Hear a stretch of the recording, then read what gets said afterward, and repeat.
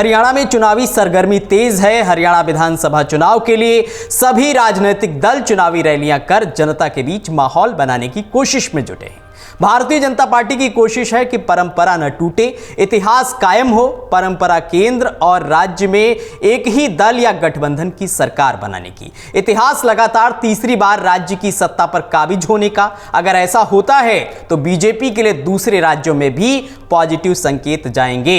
लोकसभा चुनाव के बाद सबसे पहले हरियाणा में होने जा रहे विधानसभा चुनाव में वह विफल हुई तो यह नैरेटिव बनेगा कि देश में पार्टी का ग्राफ गिरने लगा है। इसलिए बीजेपी के लिए हरियाणा एक कुरुक्षेत्र है जो उसे करो या मरो का संदेश दे रहा है। इस रण में चुनौती दुश्मनों से ही नहीं, अपनों से भी है। प्रधानमंत्री नरेंद्र मोदी ने कुरुक्षेत्र में अपनी पहली चुनावी जनसभा में जिक्र किया कि हरियाणा के लोग तो 50 साल से उसी की सरकार बनाते आ रहे हैं जिसकी केंद्र में सरकार होती है। इस बार भी ऐसा करिश्मा हो जाए, इसके लिए पार्टी पूरी ताकत लगा रही है। लेकिन एंटी इनकम्बेंसी और किसान, पहलवान और नौजवान और साथ ही साथ जवानों का मुद्दा भी बीजेपी को माहौल बनाने से रोक रहा है। 9.5 साल के शासन के बाद मनोहर लाल को चुनाव से केवल 6 महीने पहले सीएम पद से हटाने के बाद उन्हें प्रधानमंत्री मोदी और गृह मंत्री अमित शाह की रैलियों से दूर रखा गया।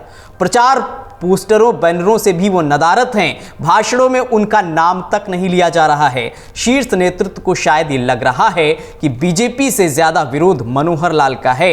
लोकसभा चुनाव में पहले ही 10 में से 5 सीटें बीजेपी गंवा चुकी है, तो वहीं इससे उलट सीएम नायब सिंह सैनी के चेहरे पर बीजेपी चुनाव लड़ रही है और वो खुद चुनावी रैलियों की कमान संभाल रहे हैं। सुनवाते हैं कल की रैली में उन्होंने क्या कुछ कहा है। लोगों की एक प्रतिक्रिया आती है। लोग बोलते हैं कि समय कम मिला है और मुझे लोकसभा के चुनाव के बाद मात्र 56 दिन मिले। इन 56 दिनों के अंदर आपके भाई, आपके बेटे ने हरियाणा प्रदेश के विकास के लिए 126 ऐतिहासिक फैसले किए हैं, जिसकी चर्चा आज हरियाणा प्रदेश का हर व्यक्ति करता है। भाइयों, जब वो चर्चा करते हैं, एक बात बोलते हैं कि समय कम मिला है और हमारे विपक्षी दल इस बात का गुणगान करते हैं कि ये तो घोषणाएं कर रहा है। मैंने हुड्डा साहब को कहा, हुड्डा साहब ये घोषणा नहीं है, मैंने जो शब्द बोला है वो पत्थर के ऊपर लकीर है, उसका लाभ देना मैंने शुरू कर दिया है।